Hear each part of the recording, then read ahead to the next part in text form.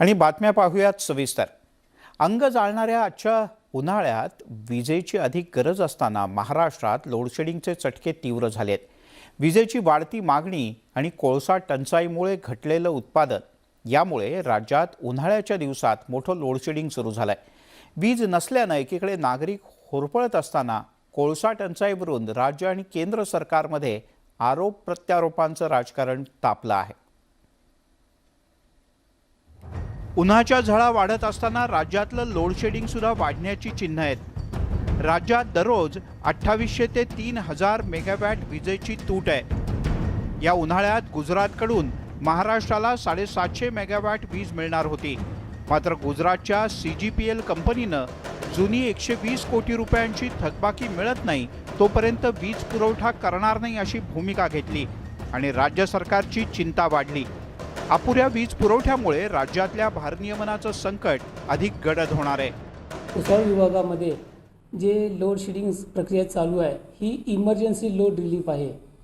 ज्याप्रमाणे AC कळवा यांच्याकडून प्राप्त झालेले निर्देश आहे त्या निर्देशाच्या अनुषंगाने ज्यावेळेस सिस्टममध्ये आवश्यकता अवेलेबिलिटीची आणि मागणीची यातली जी तफावत आहे या तफावतीच्या अनुषंगाने त्यांना लोड रिलीफ देणे गरजेचे आहे। त्या आदेशानुसार या कार्यालयामार्फत फक्त इमर्जन्सी लोड रिलीफची मागणी करण्यात येते आणि तीच इमर्जन्सीची लोड रिलीफ आपण आपल्या विभागामध्ये देण्यात येतात। कोळशाच्या टंचाईमुळे महाजेनकोचे घटलेलं उत्पादन आणि बाहेरून खरेदी कराव्या लागणाऱ्या महागड्या विजेमुळे राज्यात भारनियमन अटळ आहे। राज्यातल्या विद्युत केंद्रामध्ये कोळशाचा उपलब्ध साठा कमी होत चाललाय, त्यामुळे चिंता वाढली आहे।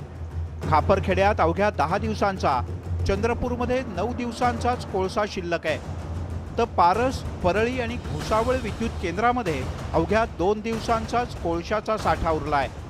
कोळशाच्या तुटवड्यावरून केंद्र आणि राज्य सरकारमध्ये आरोप प्रत्यारोपांच्या फैरी झडतायत। कोळसा खाणी केंद्राच्या अधीन असल्यामुळे राज्याच्या अनेक वीज निर्मिती केंद्रात कोळशाची स्थिती गंभीर असल्याचा आरोप राज्यमंत्री प्राजक्त तनपुरे यांनी केलाय। केंद्र सरकारच्या खाणीमधूनच येत असतो कोळसा आणि म्हणून राज्यातल्या बऱ्याचशा प्लांटमध्ये आज स्थिती ही थोडीशी कोळशाच्या स्टॉकची क्रिटिकल आहे। तरी देखील मला आपल्याला सांगायचं आहे की आजूबाजूच्या सगळ्या राज्यामध्ये लोड शेडिंग मोठ्या प्रमाणावर चालू आहे, पण आपण महानिर्मिती महावितरणच्या सर्व कर्मचाऱ्यांनी अधिकाऱ्यांनी मोठ्या कसोशीने प्रयत्न करून महाराष्ट्राला याच्यापासून रोखण्यापर्यंत आज आपण तारेवरची कसरत आपण करतो। शेजारची आपण सगळी राज्य बघितली, फार गुजरातपासून आंध्र, कर्नाटका, तेलंगणा सगळ्यांनी मोठ्या प्रमाणावरती लोड शेडिंग चालू केलं आहे, पण आपण मात्र अजूनही याच्यावरती कसं वाचवतील याचे आपले पूर्ण प्रयत्न आहेत। राज्यातल्या लोड शेडिंगवरून केंद्रीय रेल्वे राज्यमंत्री रावसाहेब दानवे यांनीही राज्यावर तोंडसुख घेतलंय। ही वीज टंचाई केवळ नियोजन शून्य कारभारामुळे असल्याचं त्यांचं म्हणणं आहे। भारत सरकारचे कोळसा खात्याचे महाराष्ट्र सरकारकडे 3000 कोटी रुपये कोळशाचे बाकी आहे। 3000 कोटी रुपये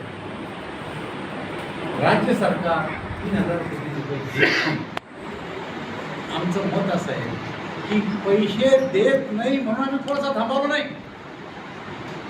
पण यांनी नियोजन केलं नाही म्हणून कोळशाला यांना प्रॉब्लेम मिळणार नाही। त्यांनी नियोजन करावं। आपल्या देशाला कोळशाची जेवढी गरज आहे त्याच्या 80% कोळसा आपल्या देशात निर्माण होतो। राज्य सरकारनं मराठवाड्याला सापत्न भावाची वागणूक दिल्याचा आरोप राज्यातले विरोधी पक्षनेते देवेंद्र फडणवीस यांनी केला। आमच्या सरकारच्या काळात राज्यात कधीच लोडशेडिंग नव्हतं, त्यामुळे आपण पुढे जातोय की मागे हेच कळत नाही असं फडणवीस म्हणाले। या सरकारच्या माध्यमातून मराठवाड्याला काहीही दिलं जात नाही। आता तर अवस्था अशी आहे की मराठवाड्यामध्ये, विदर्भामध्ये पुन्हा नव्याने लोड शेडिंग सुरू झालेलं आहे। म्हणजे आम्ही समोर चाललो आहोत की मागे चाललो आहोत? 5 वर्षामध्ये एकही दिवस आपण लोड शेडिंग केलं नाही, आज मात्र पुन्हा नव्याने लोड शेडिंग या ठिकाणी सुरू झालेलं आहे। त्यामुळे नेमकं हे सरकार करतं काय आहे हे मी सांगायची आवश्यकता नाही आहे। जे मंत्री जेलमध्ये आहेत त्यांना माहिती आहे की हे सरकार नेमकं काय करत आहे आणि जे अजून काय काय करतायत ते आता हा मंच नाही आहे, त्यामुळे या मंचावरून या सगळ्या गोष्टी सांगू नये।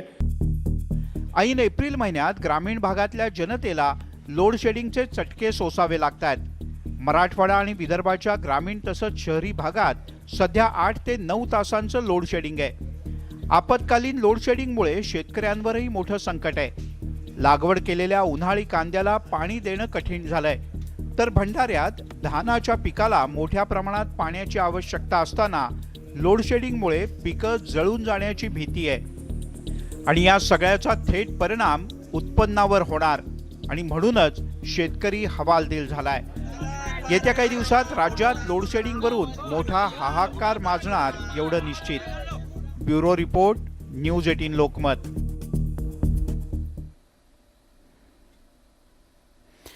संपत आलेला कोळशाचा साठा आणि उन्हाळ्यामुळे वाढलेली विजेची मागणी यामुळे राज्यावर लोडशेडिंगचं संकट आहे।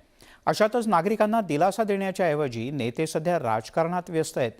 ऊर्जा मंत्र्यांनी शासकीय विभागांनी थकवलेल्या 9,000 कोटींच्या वीज बिलावरचा विलंब आकार माफ करण्यास नकार दिलाय, तर राष्ट्रवादी आणि सेनेकडून ऊर्जा खातं असलेल्या काँग्रेसला निधीच दिला जात नाही आणि म्हणून विजेचं हे संकट उभं ठाकलंय असा आरोप भाजपनं केलाय। राज्य शासनाच्या वेगवेगळ्या शासकीय विभागवार महावितरणचे 9,176 कोटी थकीत आहेत। यात 4,017 कोटी हा विलंब आकार आहे। दरम्यान राज्य सरकारने ऊर्जा विभागाकडे हा 4,017 कोटींचा विलंब आकार माफ करण्याची मागणी केली आहे। मात्र ऊर्जा मंत्री नितीन राऊत यांनी त्याला स्पष्ट नकार दिला। जर राज्य सरकारचा विलंब आकार माफ केला तर मग जनतेचं काय, हा प्रश्न ऊर्जा मंत्री नितीन राऊत यांनी उपस्थित केला। अजून ग्रामविकास विभागाचा निधी आमच्याकडे आलेला नाही। 9,000 कोटीचा निधी आहे। राज्य शासनातले काही अधिकारी म्हणतात की या ठिकाणी जो ग्रामविकास विभागाचा आणि नगरविकास विभागाचा 9,000 कोटीचा निधी आहे त्याचं व्याज आणि विलंब आकार माफ करा। त्यामुळे राज्य शासनाला मी विनंती केली आहे की त्यांनी याचा पुनर्विचार करून जो निधी त्यांच्याकडे थकीत आहे तो त्यांनी आम्हाला द्यावा। महावितरणच्या थकीतमध्ये राज्य सरकारचा ग्रामविकास विभाग सर्वात आघाडीवर आहे। ग्रामीण विकास विभागाकडे महावितरणची 7,914 कोटींचं येणं थकीत आहे, तर दुसऱ्या क्रमांकावरील नगर विकास विभागाकडे 1,022 कोटींची थकबाकी आहे। याशिवाय राज्य शासनाच्या वेगवेगळ्या शासकीय विभागाकडे 207 कोटी थकीत आहे। राज्याचा ऊर्जा विभाग काँग्रेसकडे आहे।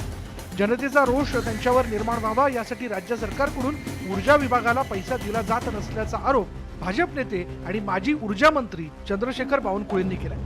तसंच लोड शेडिंग बाबत केंद्राकडे बोट दाखवण्यात अर्थ नाही। महाविकास आघाडीतील वादामुळे लोड शेडिंग करावी लागत असल्याची टीकाही त्यांनी केली। काँग्रेस, राष्ट्रवादी काँग्रेस, शिवसेनेच्या तिघांच्याही वादामध्ये राज्य सरकार हे खातं काँग्रेसकडे असल्यामुळं त्यांना पैसे येत नाही। 20,000 कोटी रुपये थकीत आहे आणि त्यामुळं आजच्या आज राज्य सरकारने या कंपन्यांना 20,000 कोटी दिले पाहिजे आणि राज्य लोड शेडिंगच्या बाहेर काढलं पाहिजे। केवळ पैसा नसल्यामुळं, या कंपन्याकडे कॅश फ्लो नसल्यामुळं राज्य लोड शेडिंगकडे चाललं आहे। राज्यात 28,000 मेगावॅट विजेची मागणी आहे। महावितरणला महाजेनको केंद्र आणि खासगी औष्णिक विद्युत केंद्रातून वीज मिळत असली तरी 3,500 मेगावॅटचा तुटवडा आहे। त्यामुळे राज्याला लोड शेडिंगचा त्रास सहन करावा लागतोय। आमचे परीक्षेचे दिवस आहे, लाईन गेल्यामुळे थोडा वेळ जरी लाईन गेली तरी आम्हाला खूप त्रास होतो। गरमीचे दिवस आहे, आम्हाला अभ्यासात डिस्टर्ब होतो। तर हे कुठेतरी म्हणजे इम्प्रूव्ह व्हायला पाहिजे, लोड शेडिंग बंद व्हायला पाहिजे आणि 24 तास लाईन द्यायला पाहिजे। लहान मुलांना त्रास होते, एक तर उन्हाळ्याचे दिवस आहे, त्या गरमीमुळे हे होते किंवा फॅन वगैरे असला तर अभ्यास वगैरे करत असले ना तर तेव्हाही त्यांना त्रास होते। आता तर अर्धा एप्रिल महिना संपलाय, अद्याप कडकडीत उन्हाचा संपूर्ण मे आणि जून महिना जायचा आहे। त्यामुळे राज्यातील लोड शेडिंग हे संकट आणखी गडद होण्याची भीती आहे। तुषार कोहळे, न्यूज 18 लोकमत, नागपूर। वळूयात अन्य काही बातम्यांकडे। महाराष्ट्र नवनिर्माण सेनेचे अध्यक्ष राज ठाकरे यांनी ठाण्याच्या उत्तर सभेतून शरद पवार यांच्यावर थेट टीका केली होती। त्यानंतर आता भाजपचे ज्येष्ठ नेते आणि माजी मुख्यमंत्री देवेंद्र फडणवीस यांनी सुद्धा डॉक्टर बाबासाहेब आंबेडकर यांच्या जयंतीचं निमित्त साधत एकापाठोपाठ एक 14 ट्विट केले आणि शरद पवार यांच्यावर निशाणा साधला। हिंदू दहशतवाद, इशरत जहां प्रकरण, काश्मीर फाईल्स अशा एकापेक्षा एक 14 मुद्द्यांवरून फडणवीस यांनी शरद पवार यांना लक्ष्य केलंय। आरोप प्रत्यारोपांच्यामुळे राजकीय वातावरण तापलेलं असतानाच भाजपचे नेते देवेंद्र फडणवीस यांनी एकापाठोपाठ एक तब्बल 14 ट्विट करत राष्ट्रवादी काँग्रेसचे अध्यक्ष शरद पवार यांच्यावर हल्लाबोल केलाय। विशेष म्हणजे फडणवीस यांनी ट्विटरच्या सोबत पवारांच्या वक्तव्याच्या लिंक्स देखील जोडल्या आहेत। देवेंद्र फडणवीस यांनी ट्विट करताना डॉक्टर बाबासाहेब आंबेडकर यांचा कलम 370ला कडाडून विरोध होता याचं स्मरण करून दिलंय. राष्ट्रवादीनं घेतलेल्या भूमिकेवर प्रश्नचिन्हही उपस्थित केलंय. तसंच नवाब मलिक यांना अटक होताच ते मुस्लिम आहेत म्हणून त्यांचा दाऊदशी संबंध जोडला जात असल्याच्या पवारांच्या विधानाचंही स्मरण करून दिलंय. इस्रत जहान निर्दोष होती याबद्दल पवार यांनी केलेलं विधानही फडणवीस यांनी ट्विटरवरून दिलंय. 2012 मध्ये आझाद मैदानात झालेल्या हिंसाचारानंतर रझा अकादमीवर कारवाई ढिलाई दाखवल्याचं ट्विट करत फडणवीस यांनी राष्ट्रवादीला लक्ष्य केलंय. हिंदू टेरर हा शब्दप्रयोग सगळ्यात पहिल्यांदा कोणी केला असं विचारत त्यांनी पवारांवर निशाणा साधलाय. संविधानात धर्माच्या आधारावर आरक्षणाला विरोध असतानाही मुस्लिम आरक्षणासाठी सातत्यानं पुढाकार का घेतला असा प्रश्नही त्यांनी उपस्थित केलाय. काश्मीर फाईल्समध्ये काश्मीरी पंडितांच्या वेदनांचं चित्रण असताना असा दुटप्पीपणा का? तुमच्या छद्मी धर्मनिरपेक्षतेच्या अजेंड्याला धक्का बसेल म्हणून असा प्रश्न देवेंद्र फडणवीस यांनी थेट शरद पवार यांना ट्विटरवरून केलाय. राष्ट्रवादीचे नेते अमोल मिटकरी यांनी फडणवीस यांच्यावर निशाणा साधत जे 14 ट्विट राष्ट्रवादी काँग्रेस पक्षावर केले त्यामध्ये फक्त आणि फक्त मुस्लिम द्वेषच दिसून येतो अशी टीका केली आहे. नवाब मलिकांची जी केस आहे ती केस म्हणजे PMLAचा कायदा येण्यापूर्वीची केस आहे. आता इतकी जुनी केस काढून त्याच्यामध्ये कुठलाही व्यवहार दाऊदशी किंवा संबंध नसताना ओढून ताडून संबंध जोडायचा आणि या पूर्व काळामध्ये थेट पवारसाहेबांचा संबंधसुद्धा अशाच पद्धतीने जोडायचा प्रयत्न भारतीय जनता पक्षाने केलेला होता. त्यामुळं मला काही त्याच्यामध्ये तथ्य दिसत नाही. दरम्यान काश्मीर आणि काश्मीरी पंडितांच्या विकासामध्ये तुमचं योगदान किती? पिक्चर दाखवून काय होणार असा सवाल जितेंद्र आव्हाड यांनी उपस्थित केलाय. काश्मीर फाईल्सपेक्षा तुमचं काश्मीरच्या विकासामध्ये, काश्मीरच्या पंडितांच्या विकासामध्ये योगदान किती हे बोलावं ना. हे पिक्चर दाखवून काय होणार? उगाच इतिहास खणून त्याच्यातले हाडं राहिलेलं सगळं अवघे बाहेर काढणं हे माझ्या दृष्टीने चुकीचं आहे. राज ठाकरे यांनी जातीयवादावरून शरद पवार यांना टार्गेट केल्यानंतर भाजपनेही त्याचीच री ओढली आहे. त्यामुळे पुढच्या काळात मनसे भाजप विरुद्ध राष्ट्रवादी असं टीकायुद्ध पाहायला मिळणार यात काहीच शंका नाही.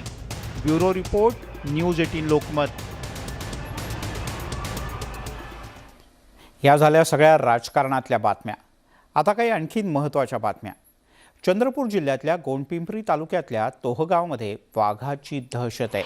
इथे वाघानं केलेल्या हल्ल्यामध्ये 2 गावकरी जखमी झालेत. गेल्या 8 दिवसांपासून तोहगावच्या पंचक्रोशीत वाघाचा धुमाकूळ सुरू आहे. इथल्या वेगवेगळ्या गावातील 5 पाळीव जनावरांवर वाघानं आत्तापर्यंत हल्ला केला आणि ती फस्तही केली. वाघाच्या बंदोबस्तासाठी वनविभागानं विविध ठिकाणी पिंजरे आणि कॅमेरा ट्रॅपसुद्धा लावले आहेत. आज तोहगाव आर्वी मार्गावर एका पुलाखालती वाघ दडून बसला असल्याची माहिती मिळताच लोकांनी या ठिकाणी गर्दी केली. शेकडोंच्या जमावानं वाघावर दगडफेक केली. बिथरलेल्या वाघानं जमावावर चाल करत शरद बोपनवार आणि सुरेश मत्ते यांना जखमी केलं. हा वाघ सध्या गावाच्या सीमेवरतीच दडून बसलाय. जखमी झालेल्या दोघांना तोहगावच्या प्राथमिक आरोग्य केंद्रात दाखल करण्यात आलं. वाघाला तातडीनं जेरबंद करण्याची मागणी ग्रामस्थांनी केली आहे.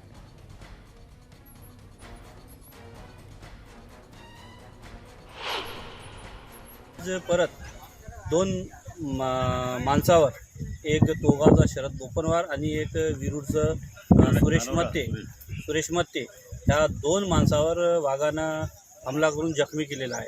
आणि या शिवारावर अजून मिरचीचे पीक तोडणी बाकी असताना अशा परिस्थितीमध्ये ह्या वाघाची दहशत हे मानवी जीवाला धोकादायक आहे आणि वन विभाग याच्याकडे तातडीने खबरदारी घेऊन त्या वाघाला जेरबंद करावा अशी आमची मागणी. आणि आता बरंच काही. स्मार्टफोनमुळे सध्या सर्वच गोष्टी अवघ्या एका टचवर आहेत. पण या स्मार्टफोन एवढं फास्ट कोणी नाही असं मानलं जातं. पण या हायटेक टेक्नॉलॉजीला सुद्धा टक्कर देणारा कॅलेंडर मॅन भंडाऱ्याच्या बोरगावात सापडलाय. पाहूयात. मेरा नाम है कैलेंडर, मैं तो चला किचन के अंदर, बाल मांगो भैया हाथ जरा बॉलिवूडमधला सुपरहिट चित्रपट मिस्टर इंडिया मधलं कॅलेंडर नावाचं हे कॅरेक्टर तुम्हाला नक्की आठवत असेल. कॅलेंडर नाव असलं तरी त्याचा आणि तारखेचा मात्र संबंध नव्हता. मात्र आयुष्यातला खराखुरा कॅलेंडर मॅन आता सापडलाय आणि तोही भंडाऱ्याच्या बोरगावात. मेरा नाम है कैलेंडर. हे आहेत साकोलीच्या बोरगावचे विश्वनाथ वंजारी.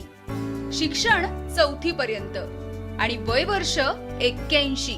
पण त्यांच्या तल्लख बुद्धीने वंजारी आजोबा पंचक्रोशीत हिट झाले आहेत. बोरगावात तर त्यांना चालतं फिरतं निबंधक कार्यालय म्हणूनच ओळखलं जातं. कारण त्यांच्याकडे बोरगावातल्या 800 लोकसंख्येच्या जन्म, मृत्यू आणि लग्नाच्या तारखा सुद्धा पाठ आहेत. मुलीचा जन्म कधी झाला? 1968. कधी बिल्ला? 10 जानेवारी 1966 सोमवार दिवस होता. मामा माझी आई किंवा मरण पावली 12/11/15. त्यामुळे गावातील एखाद्याला तारीख आठवली नाही की ती व्यक्ती थेट धडकते ती कॅलेंडर मॅन अर्थात वंजारी आजोबांच्या घरी. आता त्यांची ख्याती इतकी झाली आहे की बोरगाववासी त्यांची महत्त्वपूर्ण कागदपत्र ग्रामपंचायतीकडून घेण्यापूर्वी त्यांच्या तारखा विश्वनाथ वंजारी यांच्याकडून जाणून घेतात. आता लहानपणापासूनच आठवण राहायला ख्यालामध्ये. मग शाळा शिकून झाल्यावर जास्त मग आठवण. अमुक पाटील ह्या तारखेला अमुक भरल्या लोकांचा जन्मतारीख माहीत आहे, काही मृत्यू तारीख, लग्न येवं, कोणी घर बांधला तोही माहीत आहे, अमुक सालता घर म्हणून. पाटलाला घर आता 2007चा हो, बंडू पाटलाचा. कोणताही काम पडलं तर येतात विचारायला जन्मतारीख किंवा अमुक कोण्या रोजी मेला असा येऊन येतात ना ते घरी आमच्या विचारायला. त्यांचा फायदा गावातल्या प्रत्येक माणसाला होत आहे.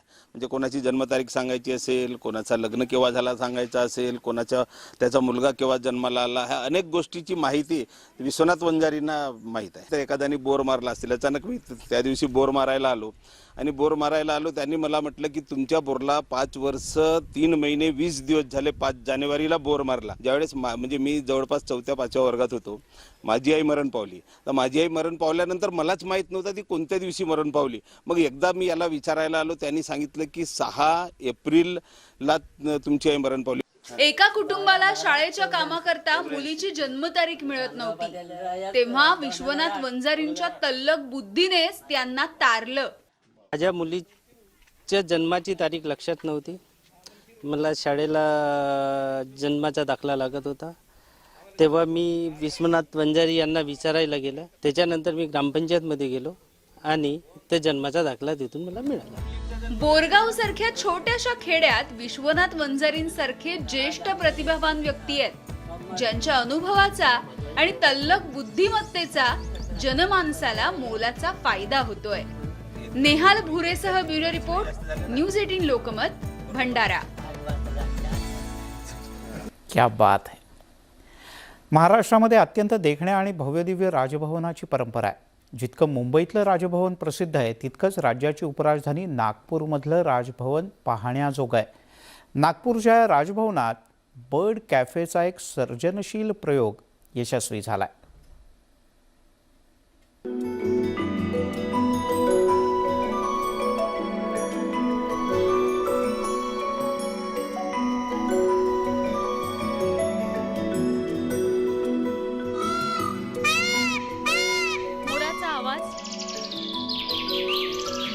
इतक्या मोठ्या संख्येनं एकत्र जमलेले पोपट, चिमण्यांचा चिवचिवाट, खारुताईचा मुक्तपणे संचार, हे आल्हाददायक दृश्य आहे नागपूरच्या राजभवनातलं. इथं बर्ड कॅफेचा यशस्वी प्रयोग बघायला मिळतोय.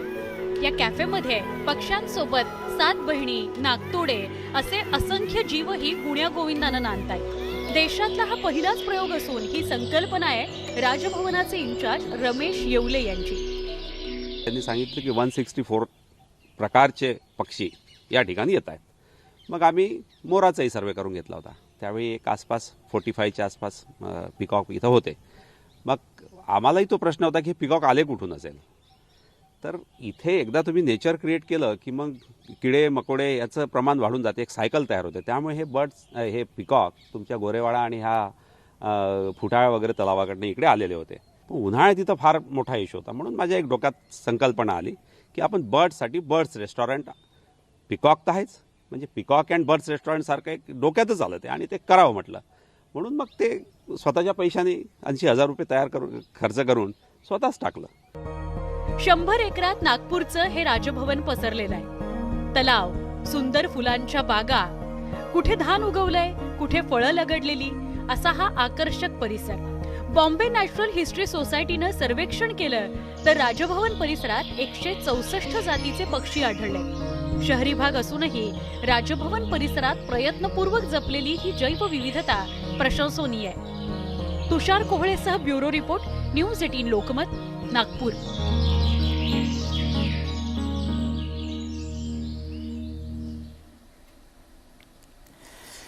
बैलगाडा हा ग्रामीण संस्कृतीचा वसा आणि वारसा आहे आणि याच संस्कृतीचं बैलांच्या मांडवासोबत एक आगळं वेगळं नातं आहे.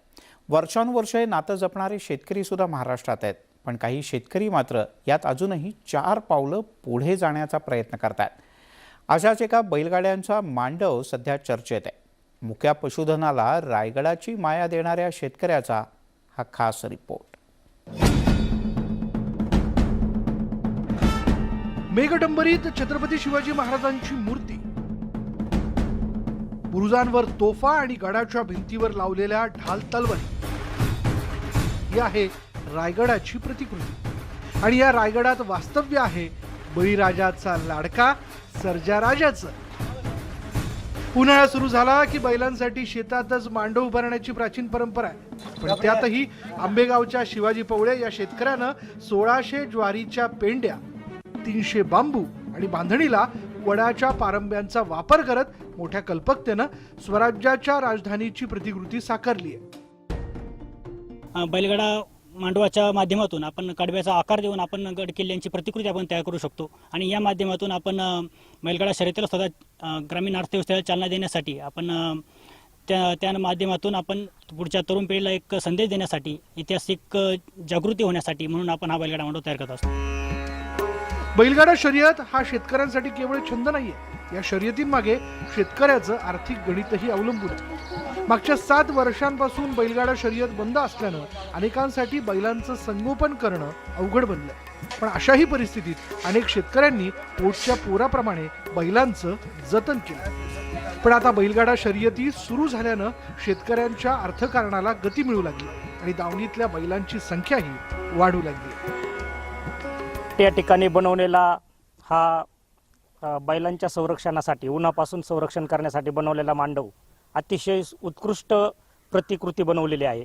गडकिल्ल्यांच्या पासून प्रेरणा घेऊन माननीय दिलीप शेठ पवळे यांनी बनवलेला हा मांडव नव्या पिढीला प्रेरणा देणारा आहे.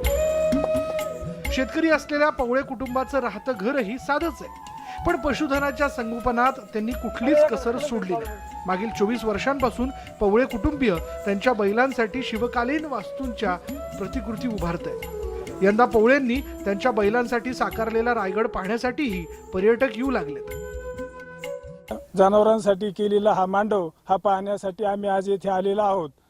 आणि हे पाहत असताना दिलीप पवळे यांचं शिवाजी महाराजांविषयी असलेलं प्रेम आणि दरवर्षी ते त्या प्रेमाच्या माध्यमातून दरवर्षी गड किल्ल्यांची वेगवेगळ्या प्रकारची प्रतिकृती ते ह्या ठिकाणी सादर करीत असतात. बैलांच्या निवाऱ्यासाठी उभारलेली ही वास्तू पशुधनासाठी मायेची सावली तर आहेच, पण यातून शिवकालीन इतिहास उभा राहतो. हा रायगड महाराष्ट्रातील प्रत्येक शेतकऱ्याच्या मनातील त्याच्या लाडक्या बैलांप्रतीचं प्रेम आणि शिवरायांवरची श्रद्धा या दोघांचं मूर्त रूप आहे, एवढं निश्चित.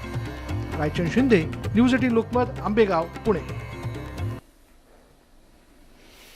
काय मंडळी, आहे का नाही फक्कड? अहो, बातम्या तर सगळेच दाखवतात, बातम्या तर यूट्यूबवर पण असतात, पण बरंच काही दाखवणारं एकच चॅनल, न्यूज 18 लोकमत. त्यामुळे दररोज रात्री 8 वाजता पाहायला विसरू नका बातमी आणि बरंच काय. आज इथेच थांबूयात. थोड्याच वेळात माझा सहकारी अजिंक्यसोबत न्यूज 18 लोकमत विशेष.